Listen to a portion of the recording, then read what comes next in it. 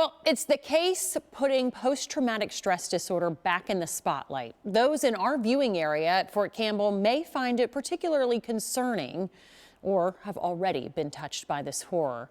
As police study the video trying to figure out why 37-year-old Special Forces Sergeant Matthew Livelsberger ended his life like this, blowing himself up in front of the Trump Hotel New Year's Day, a PTSD expert says the military may have missed all the warning signs. Investigators continue combing through all the writings and the manifestos left behind. In these documents, you will see that the suspect believed he was being followed all the way from Colorado. He does transition at some point and talks about being concerned of the media labeling him as a terrorist and that he had no intent on killing anyone else aside from himself.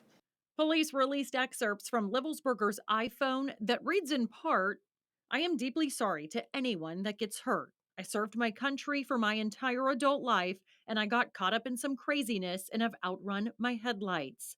There was not a time during my 2 years in Afghanistan where I had a clear understanding or rational feeling in my heart of why my brothers were fighting and dying. We failed, and the credibility of military and political leadership was shredded when no one was held accountable." You're not talking about a person who's functioning completely in a healthy way, obviously.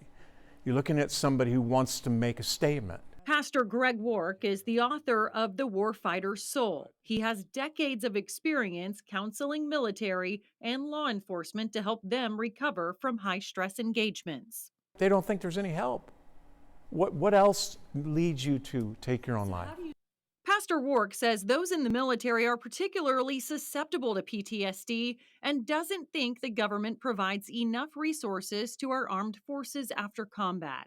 It's a cyclical pattern he sees time and time again in his practice. Now, I've spent over 20 years of my life doing it, communicating with people who, I'm good, I'm great, everything's okay. But I get to see their families, I get to see their kids, I get to see them when they come home from combat, I get to see the changes in their eyes, the changes in their behavior, changes in the way they talk. Nobody's looking for that. We just want them to get back out and do more of it. The PTSD military crisis is also on Senator Bill Hagerty's radar. I can't imagine what he's been through that would lead to situations like we saw there in Las Vegas. It's tragic. We need to do everything we can to prevent it.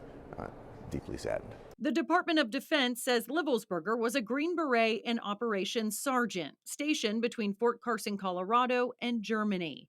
He was on approved leave while serving in the 10th Special Forces Group and had intentions of ending it all and making it as public as possible. We're trying to figure out why Las Vegas, why the Cybertruck, why the route that he came here. As the investigation presses on, it's sparking a greater conversation. Where do we go from here? Pastor Wark has some final thoughts for those who are also silently suffering and don't feel like they've been heard. There's hope for you to get beyond what you've been carrying deep in your gut. There are ways to help you that can change your mindset literally within weeks. And I say that because I want you to understand that hope is not gone.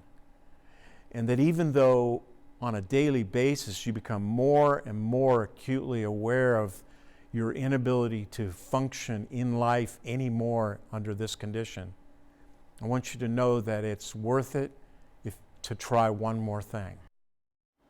If you are in the military or have a loved one that is and are looking for better ways to cope with PTSD or to be connected with Pastor Greg and his free services, his contact information is on our website under this story at fox17.com.